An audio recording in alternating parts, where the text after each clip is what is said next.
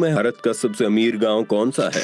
खैर, अगर आपको नहीं मालूम तो कोई बात नहीं, क्योंकि हम आपको एक ऐसे गांव के बारे में बताने जा रहे हैं जहां पर बैलगाड़ियां नहीं बल्कि मर्सिडीज और रोल्स रॉयस दौड़ती हैं। एक ऐसा गांव जहां झोपड़पट्टियां नहीं बल्कि आलीशान महल होते हैं। एक ऐसा गांव जहां पर गरीब लोग नहीं बल्कि हर घर में करोड़पति मौजूद हैं। दरअसल हम बात कर रहे हैं हिमाचल प्रदेश के शिमला में बसे एक गांव की, जिसका नाम चौपाल है। इस गांव की जनसंख्या महज 7,000 लोगों की है, लेकिन हैरानी की बात यह है कि इस गांव में रहने वाला हर परिवार लखपति नहीं बल्कि करोड़पति है। ऐसा नहीं कि इस गांव के लोग बिजनेस करते हैं, बल्कि इस गांव के लोग भी खेती पर निर्भर हैं। लेकिन उनके खेतों में जो प्रोडक्ट पैदा होता है उसकी डिमांड पूरी दुनिया में होती है, और ये प्रोडक्ट है सेब, जिसे सबसे बेहतरीन फल माना जाता है। आपको जानकर हैरानी होगी, इस गांव के लगभग हर परिवार सेब की खेती पर ही निर्भर है, और इस गांव में उगने वाले सेबों की डिमांड सिर्फ भारत ही नहीं बल्कि पूरी दुनिया में होती है। उस गांव के अमीर बनने की सबसे बड़ी वजह है वहां के लोगों का पढ़ा लिखा होना।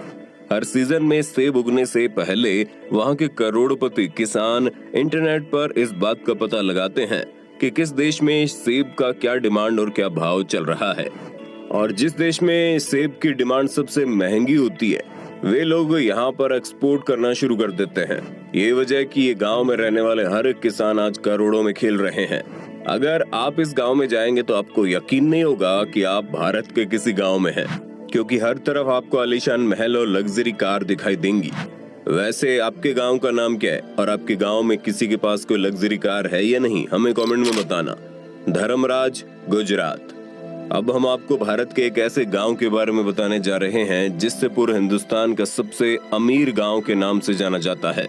और इसकी वजह यह है कि इस गांव में जितने भी परिवार रहते हैं उनके आधे से ज्यादा सदस्य विदेशों में रहकर काम करते हैं।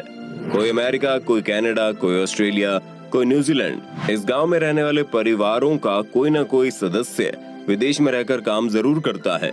यही वजह है कि धर्मराज नाम के इस गांव को भारत के सबसे अमीर गांव के साथ साथ एनआरआई गांव भी कहा जाता है। एनआरआई का मतलब होता है नॉन रेजिडेंशियल इंडियन, यानी ऐसे भारतीय जो भारत में पैदा तो हुए हैं लेकिन उनकी नागरिकता किसी और देश की है। धर्मराज नाम का ये गांव भारत के गुजरात राज्य के आनंद जिले में स्थित है। जब कभी आप इस गांव में आएंगे तो आपको यकीन ही नहीं होगा कि आप किसी गांव में प्रवेश कर रहे हैं। यहाँ हर तरफ आपको ऊंची ऊंची इमारतें, किसी बंगले जैसे घर, स्विमिंग पूल, बड़े बड़े पार्क, लग्जरी कार, ये सब दिखाई देंगे। आपको यकीन नहीं होगा कि इस गांव के अंदर high tech school, college, multi speciality hospital, cinema hall, हर एक चीज मौजूद है। और तो और इस गांव में मैकडोनल्ड, डोमिनोज जैसे रेस्टोरेंट्स ने भी अपनी ब्रांच को खोला है। इस गांव के लोगों की कमाई इतनी ज्यादा है कि इस गांव में बड़े बड़े बैंक के ब्रांच भी मौजूद है। इस गांव की सबसे खास बात यह है कि इस गांव में रहने वाले लोग भले ही विदेशों में रहकर कमाई करते हैं और वहां की नागरिकता भी ले रखी है, लेकिन इसके बावजूद भी वो लोग अपनी कमाई का बड़ा हिस्सा अपने गांव को डेवलप करने में लगाते हैं। ये वजह है कि उस गांव में आज हर एक सुख सुविधा की चीजें मौजूद है जो किसी बड़े शहर में होती हैं। शायद इसे ही कहते हैं कि हम कितने भी बड़े क्यों ना हो जाए, लेकिन हमारी मिट्टी से हमारा साथ नहीं छोड़ना चाहिए। बोमजा, अरुणाचल प्रदेश। अब हम आपको भारत के एक ऐसे गांव के बारे में बताने जा रहे हैं जो आज से कुछ साल पहले बड़ा ही गरीब हुआ करता था। वहाँ के लोग किसी सामान्य गांव की तरह ही गरीबी और तमाम तरह की सुविधाओं के अभाव में अपनी जिंदगी को बिताते थे। लेकिन अचानक से वहाँ एक ऐसी घटना हो गई जिसने इस गांव की काया पलट दी, और इस घटना ने उस गांव में रहने वाले हर इंसान को करोड़पति बना दिया। यही वजह है कि आज भारत के इस गांव को करोड़पतियों का गांव कहा जाता है। हम बात कर रहे हैं बोमजा नाम के इस गांव की, जो कि अरुणाचल प्रदेश के तवांग जिले में स्थित है। ये गांव पहाड़ियों से घिरा हुआ इलाका है, जहां आज से कुछ साल पहले लोग बड़े गरीबी में अपनी जिंदगी बिताते थे। लेकिन अचानक से भारतीय सेना को उसी गांव के आसपास जमीन की जरूरत पड़ गई अपने सेना की एक यूनिट को बैठाने के लिए। भारतीय सेना की तरफ से उस गांव के लोगों से वार्तालाप किया गया कि उस गांव के लोगों के पास जितनी भी खाली जमीन है वो भारतीय सेना के लिए देने का कष्ट करें। क्योंकि बात सेना की थी, उस गांव में रहने वाले लोगों ने बेहिचक अपनी जमीन सेना को देने के लिए तैयार हो गए। फिर क्या था, सेना भी बिना सोचे समझे उनके द्वारा लिए गए जमीन के लिए करोड़ों रुपए देने को तैयार हो गए, जिसके बाद उस गांव में रहने वाले करीब 30 परिवारों को भारतीय सेना की तरफ से 40 करोड़ से ज्यादा का कीमत चुकाया गया।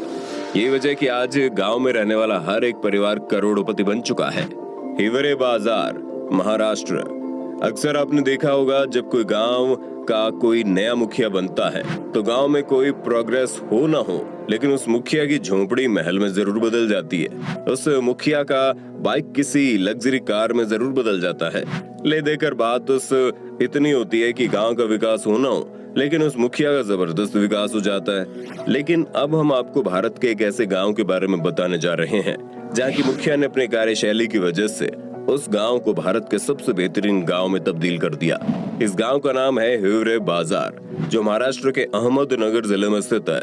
इस गांव के मुखिया का कहना है कि अगर आपको पूरे गांव में एक भी मच्छर दिखाई दे तो आपको हर एक मच्छर के बदले 100 रुपए दिया जाएगा।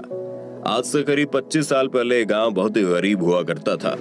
अधिकतर वक्त ये गांव सूखे की मार झेलता था और यहाँ रहने वाले लोग बड़े अनपढ़ गंवार हुआ करते थे। अधिकतर लोग नशे की लत में डूबे रहते थे। लेकिन तभी उस गांव में एक नया मुखिया बना जिसका नाम था पोपटराव पवार। उन्होंने तत्काल प्रभाव से इस गांव में नशे की हर एक चीज पर प्रतिबंध लगा दिया।